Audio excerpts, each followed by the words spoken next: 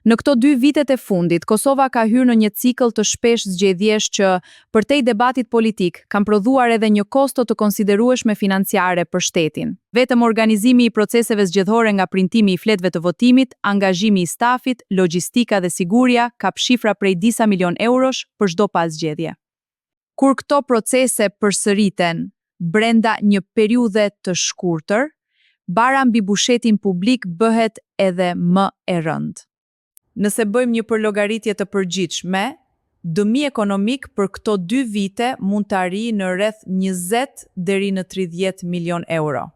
Dhe këtu lind një realitet që nuk mund të injorohet. Këto para mund të kishin shkuar diku tjetër.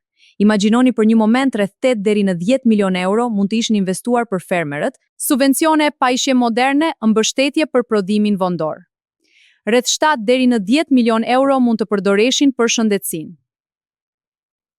Përmirësimi i kushteve në spitale, pajisje më të avancuara, shërbim më cilësor për qytetarët, ndërsa 5 deri në 8 milion euro mund të ishin dedikuar për fëmijët.